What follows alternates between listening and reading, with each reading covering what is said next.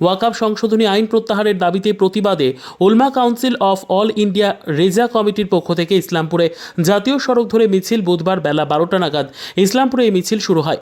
এই মিছিলে বিভিন্ন সামাজিক সংগঠন ও প্রচুর যুবক সহ সমাজের মুসলিম সম্প্রদায়ের উচ্চ পর্যায়ের মানুষজনেরা এই মিছিলে অংশগ্রহণ করেন।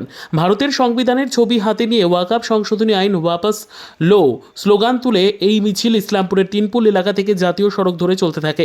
আজকের এই মিছিলকে কেন্দ্র করে ইসলামপুরে পুলিশ পক্ষ থেকে বিরাট পুলিশ বাহিনী মোতায়েন করা হয়। আজকের এই মিছিল ইসলামপুরের সুপার মার্কেট থেকে শুরু হয়ে জাতীয় সড়ক হয়ে ইসলামপুর বাস স্ট্যান্ডে শেষ হয়।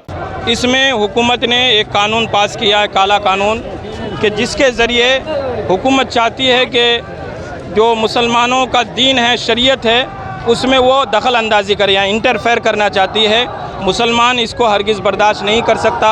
इसीलिए हम एहतजाज के ज़रिए ये बात हुकूमत को बताना चाहते हैं कि कुछ भी हो जाए, मुसलमान अपनी जान गंवा सकता है, लेकिन ये वक्फ बिल का जो वक्फ कानून लाया गया, वक्फ अमेंडमेंट कानून, इसको हम बर्दाश्त नहीं करते।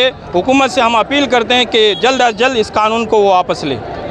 कहाँ से आपका ये मिছিল शुरू हुआ और कहाँ जाके ख़त्म होगा? ये हम लोग तकरीबन इस मिशन में तो करीब Islampur block, Chopra block, Goalpokhar block और बिहार से भी कुछ लोग आए हैं। हम लोग यहाँ इस्लामपुर सुपर मार्केट से ये जुलूस हम लोग शुरू किए हैं और ये इस्लामपुर बस स्टैंड तक ये जुलूस जाएगा। वहाँ पे उलमा इकराम के कुछ बयानात होंगे।